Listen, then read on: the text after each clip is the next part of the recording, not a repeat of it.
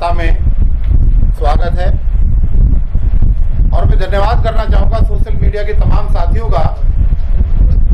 जिनकी वजह से देश के अंदर बहुजनों के जितने भी प्रोग्राम होते हैं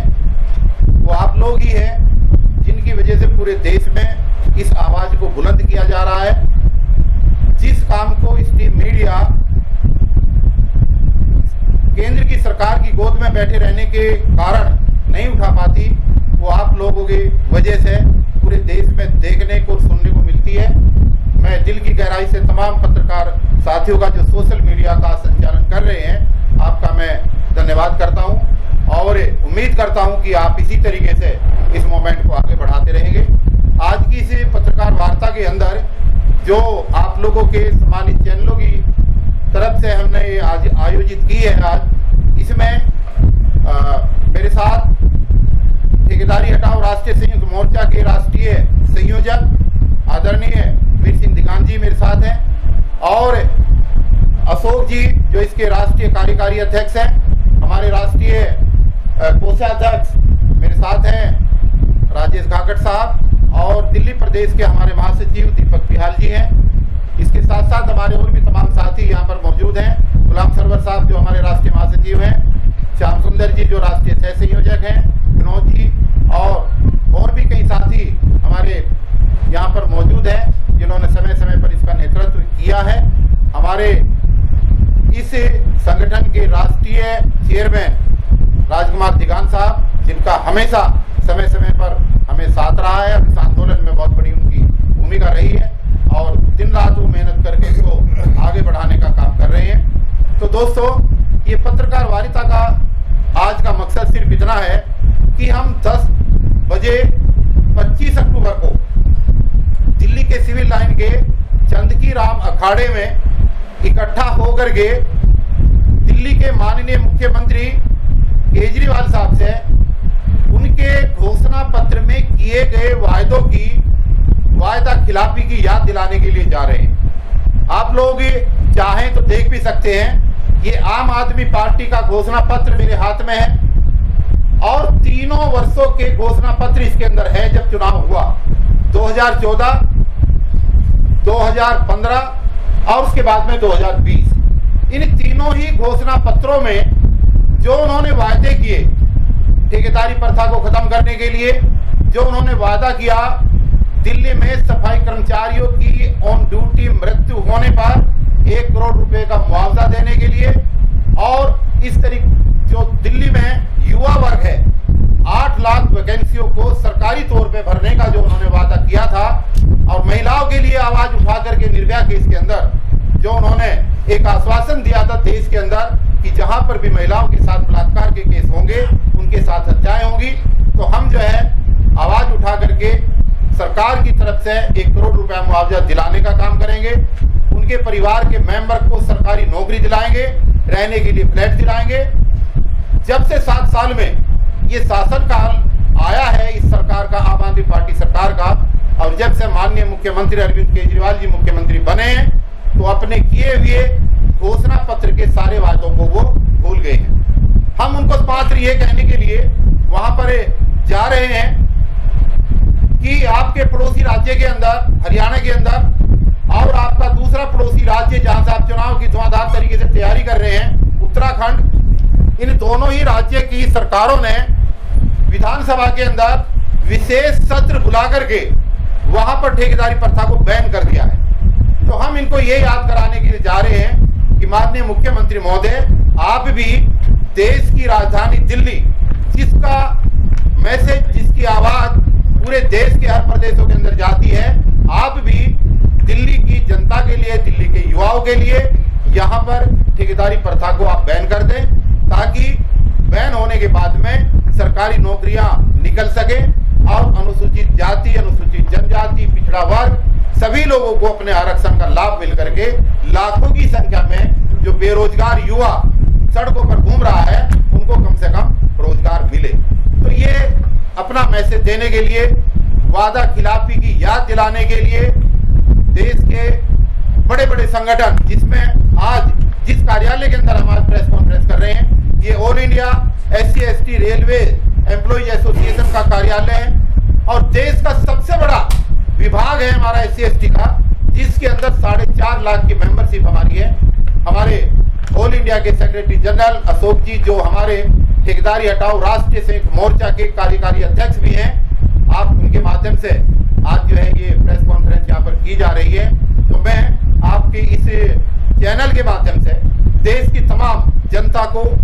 अपने भाइयों को, बहनों को, और विशेष रूप से मैं आपको बताना चाहता हूँ कि इस आंदोलन में 80 संगठन अभी तक जुड़ चुके हैं। 80 संगठन अलग अलग क्षेत्र में काम करने वाले हैं। उसमें सरकारी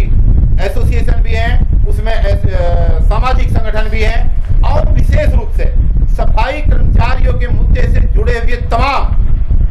नगर निगमों में काम करने वाली यूनियन इसके अंदर अभी तक जुड़ चुकी है। इसलिए पहले चरण के अंदर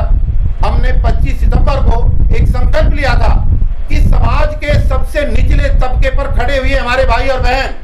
जो सफाई कर्मचारी हैं, जो सफाई का काम दिल्ली के अंदर करते हैं, हम पहले चरण के अंदर सबसे पहले उनका मुद्दा लेकर के चलेंगे। तो उनके मुद्दे को हल कराने के लिए 25-25 साल के पुराने कर्मचारियों को पक्का कराने के लिए, जो लोग रिटायर होते हैं, जो हमारे सामान्य साथी 30 साल 35 साल की सर्विस के बाद रिटायर होते हैं, रिटायरमेंट के बाद उनको टर्मिनल बेनिफिट्स नहीं मिलते और उनकी पेंशन की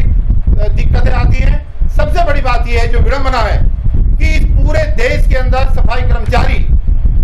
सफाई करता है, गंदगी साफ करता है, सबको स्वच्छ रखता है, सबको बीमारियों से दूर रखता है, लेकिन उसके बावजूद भी अलग अलग गंभीर बीमारियों का शिकार होकर के जो रिपोर्ट हमारी बताती है कि 60 साल की उम्र पूरी करने से पहले उसकी डेथ हो जाती है। इस विभाग में काम करने वाले सफाई कर्मचारियों की मेडिकल की सुविधा आज तक सरकार ने मुहैया नहीं कराई है, जो मौलिक अधिकार है, जो हमारा मूलभूत सुविधाओं के अंदर आता है। इसकी आवाज उठाने के लिए पहले चरण में हमने दिल्ली के अंदर सफाई कर्मचारियों की समस्याओं के लिए आंदोलन की शुरुआत की है और 25 अक्टूबर के प्रोग्राम में बहुत बड़ी तादाद में देश के सभी लोग, जिसके अंदर तमाम बहुजन संगठन, उसमें हर जाति का संगठन है, हर वर्ग का संगठन है, OBC भी है, ST भी है, सब लोग वहां पर आएंगे। उस दिन के लिए भी मैं आपको आमंत्रित कर रहा हूं और अब मैं उम्मीद करता हूं कि आपके चैनल के माध्यम से देश के अंदर गई हुई ये आवाज तमाम देश के युवाओं के लिए, क्योंकि ठेकेदारी प्रथा सिर्फ SC/ST और OBC के लिए नहीं, बल्कि ठेकेदारी प्रथा देश के हर युवा के लिए, वो चाहे किसी भी जाति का है, किसी भी धर्म का है, 100% युवाओं के लिए ठेकेदारी प्रथा एक अभिशाप है। ये ठेकेदारी प्रथा बंद होनी चाहिए। जब तक ये बंद नहीं होगी और सरकारों ने जो रवैया बना रखा है, सुप्रीम कोर्ट के ऑर्डर्स को ताक पर रख करके केंद्र की सरकार और राज्यों की सरकारों ने जो आउटसोर्स की शुरुआत करके ये व्यवस्था बनाई है, उसका विरोध करने के लिए देश के सभी वर्गों के जो भाई और बहन और युवा हैं, उनको हम आह्वान करते हैं कि 25 अक्टूबर को वो केजरीवाल जी के घेराव के लिए वहां पर पहुंचे। इसी कपिल जी, आपको रोकते हुए मैं जानना चाहूंगा, 25 तारीख के लिए आप जो है आह्वान कर रहे हैं, वो कौन से प्रमुख मुद्दे हैं जिनकी वजह से पूरे देश की जनता को आप आह्वान कर रहे हैं दिल्ली में केजरीवाल को घेर दीजिए? ठेकेदारी प्रथा पर बैन करने के लिए, कोरोना काल में दिल्ली में जो 58 हमारे सफाई कर्मचारी शहीद हुए हैं, उन शहीद हुए कर्मचारियों को 1 करोड़ का मुआवजा दिलाने के लिए, जो हमारी 3 बहुजन बेटियां, उनके साथ अभी 2 महीने पहले जो बलात्कार की घटनाएं हुई है, उनकी हत्याएं हुई हैं, उनको मुआवजा निर्भया के केस की तर्ज पर उनको न्याय दिलाने के लिए, उनको मुआवजा दिलाने के लिए, उनके परिवार के मेंबर को एक सरकारी नौकरी दिलाने के लिए, उनके परिवार को रहने के लिए फ्लैट दिलाने के लिए, बहुत सारी ऐसी डिमांड्स हैं जिनको लेकर के हम मुख्यमंत्री का घेराव करने जा रहे हैं। सबसे पहली बात जो मैंने अभी बताई है कि दिल्ली के अंदर ठेकेदारी प्रथा को बैन कराने के लिए और उनके द्वारा घोषणा पत्र के अंदर किए हुए वायदों की याद दिलाने के लिए हम उसको घेरने के लिए जा रहे हैं। इसमें टिकमार्क में जो 2014 का मुद्दा है, इसमें 17 नंबर पर क्लियर लिखा है कि कॉन्ट्रेक्चुअल जॉब जो है उनको हम सबको खत्म करेंगे और परमानेंट जो है हम जो है सबकी भर्ती करेंगे। इसके बाद में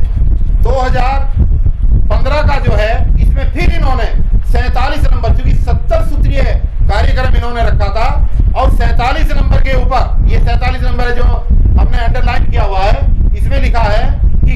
कॉन्ट्रेक्चुअल पोस्ट टू बी रेगुलाइज्ड, यानी कि ठेकेदारी प्रथा पर काम करने वाली जितनी भी रिक्तियां हैं सबको पक्का किया जाएगा। और 2020 यानी कि 2015 से 2020 तक 5 साल की पूर्ण बहुमत की सरकार चलने के बाद फिर दोबारा जनता को गुमराह किया गया। और 10 नंबर पॉइंट पर, ये 10 नंबर पॉइंट है, आप देख सकते हैं, इसकी कॉपी भी मैं आपको दे सकता हूं। इसमें लिखा है कि नए सफाई कर्मचारियों की नियुक्ति। अब सवाल यह है कि आज केजरीवाल जी कहते हैं कि सफाई कर्मचारी तो मेरे अंडर में नहीं आते, सफाई कर्मचारी तो एमसीडी के अंडर में आते हैं। तो सफाई कर्मचारी अगर आपके अंडर में नहीं आते और 2015 से लेकर 2020 तक पूर्ण बहुमत की सरकार को आपने लीड किया है केजरीवाल जी, तो फिर इस घोषणा पत्र के अंदर 10 नंबर पर आपने सफाई कर्मचारियों की नियुक्ति की घोषणा कैसे करी है? ये एक सवाल है अपने आप में। और 11 नंबर पर ठीक इसके नीचे बड़ा क्लियर लिखा है, सफाई कर्मचारियों की मृत्यु पर 1 करोड़ रुपए का मुआवजा, ये लिखा हुआ है, आप देख सकते हैं। 11 नंबर पर लिखा है 2020 के घोषणा पत्र में। आज दिल्ली को स्वच्छ बनाने के लिए और दिल्ली को कोरोना से मुक्त कराने के लिए जहां पर जितना रोल देश के डॉक्टरों का है, जितना रोल यहाँ के मेडिकल स्टाफ का है, नर्सों का है, जितना रोल यहाँ की सिक्योरिटी का है, जितना रोल पुलिस का है, उससे कहीं ज्यादा रोल इस दिल्ली को स्वच्छ बनाने में सफाई कर्मचारियों का है। क्योंकि अगर सफाई कर्मचारी हॉस्पिटलों की सफाई नहीं करता तो न डॉक्टर अंदर हॉस्पिटल में ऑपरेशन कर सकता था, ना किसी का इलाज होता। 58 कर्मचारी अपना काम करते हुए, सफाई करते हुए कोरोना काल के अंदर शहीद हुए हैं। तो जब ये घोषणा पत्र में दिया गया है तब तो कोरोना भी नहीं था, ये तो सिंपल मृत्यु होने पर 1 करोड़ के मुआवजे की बात की गई थी। आज कोरोना काल के अंदर जो 58 कर्मचारी शहीद हुए हैं उनको 1 करोड़ रुपया दिया जाना चाहिए। उसको ये याद कराने के लिए याद ही नहीं कराएंगे, उससे ये चीजें लेकर के आएंगे, इसलिए उनका घेराव करने के लिए हम जा रहे हैं। वीर सिंह देगलान जी, आप कई बार विधायक रहे हैं और अच्छी पोस्टों पर रहे हैं, लेकिन आप ये हमेशा ठेकेदारी हटाओ और चलता रहता है मुद्दा, लेकिन आपने अपने शासनकाल में ये पहल क्यों नहीं की? देखिए, सबसे पहले तो मैं आप सभी साथियों का, मीडिया के तमाम साथियों का स्वागत करता हूं। आपका धन्यवाद करता हूं कि आप बहुत ही निचले तबके की आवाज़ को उठाने के लिए यहाँ पर इकट्ठा हुए। और मैं धन्यवाद करता हूं डीसी कपिल साहब का कि जिन्होंने एक मिशन बना करके उस पर काम करना शुरू किया।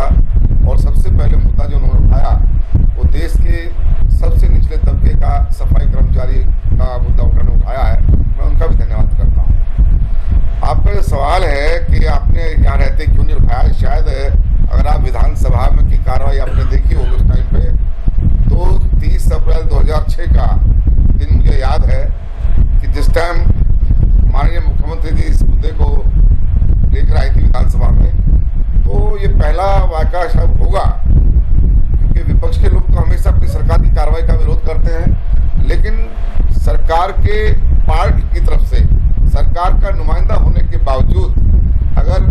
कोई किसी कार्रवाई का विरोध किया था तो वीर सिंह देगलान ने स्टार्ट किया था अंदर। और उसके बाद तमाम विधानसभा के सदस्य वो एक मत हमारी राय से सहमत हुए थे और उस मुद्दे को वहीं पर डाला गया था। मैं आपको बताना चाहता हूं कि जब तक हमारी